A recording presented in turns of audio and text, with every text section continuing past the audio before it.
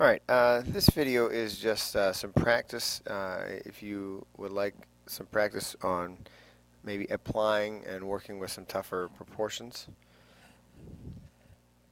So I start out here with x over y equals 20 over 21.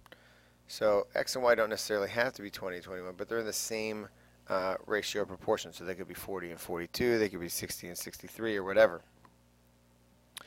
But if that's true, then what's x minus y over y? And without knowing it, I'm going to substitute in those values. And it's just 20 minus 21 over 21. Right, x minus y over y of x is 20 and y is 21. So negative 1 over 21. Alright, take a couple seconds and work on this proportion. Alright, look at what is challenging about this one and try to figure out how that makes this equation different, this cross product equation different than others that we've done. So pause it, work on this, come right back.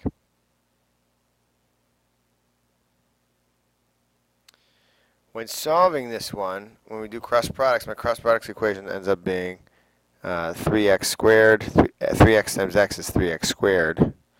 And 147 divided by 3, you get x squared equals 49. So x squared, remember, we should be looking for two solutions, plus or minus x, all right? Because negative 7 times negative 7 is 49, and also 7 times 7 is 49. So there are actually two answers for that one. Did you get 2, or did you only say 7? My guess is most of us just said 7. So we've got to start conditioning ourselves. When we're solving an x squared, we're looking for two answers.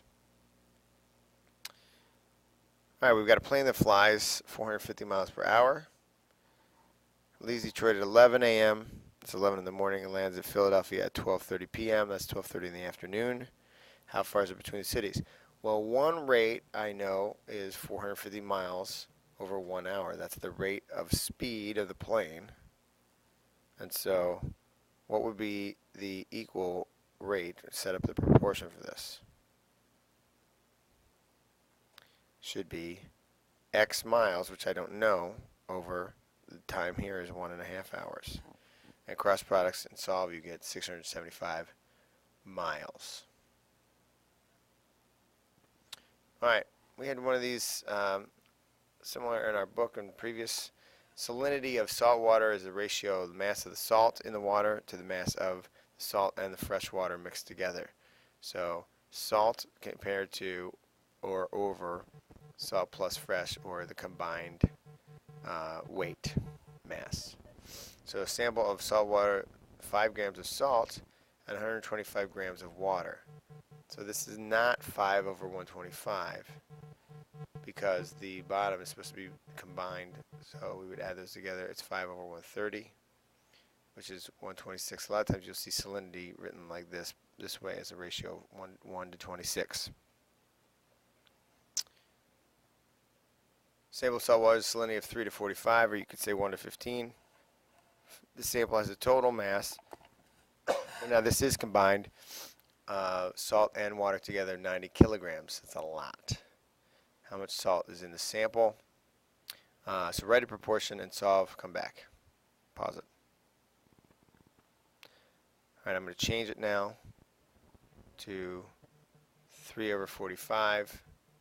That's got to equal x over 90, so it's 6 kilograms.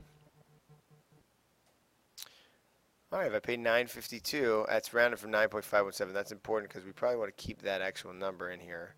But the gas station would make me pay $9.52. It'd round it up, but 9.517 is the actual cost at a gas station for 3.1 gallons of gas. How much would 12 gallons cost? So I set up a proportion. The cost over the number of gallons has got to equal cost over number of gallons. So fill in, this is the one rate that I know, and you can fill in this other rate to solve. Okay, I'm going to change it, include the answers here. So it's, I don't know the cost, and 12 gallons. Just match them, cross products, 36.84. So how much would $30, how much gas can you buy for $30? So now I needed the number of gallons, and I have the price. I'm going to choose to do the 3684 for 12 gallons, which is the rate I just found, and that's got to be equal to $30 over X gallons. Again, price over gallons, price over gallons. They have to match. You could have said 3684 over 30 equals 12 over X. That would have worked too. This gives you this proportion, and it's about, I've rounded it, so it's about squiggly equals 9.77 gallons. All right, I hope these practice problems helped you write and solve proportions. Namaste. Shout out Block 3. Woo.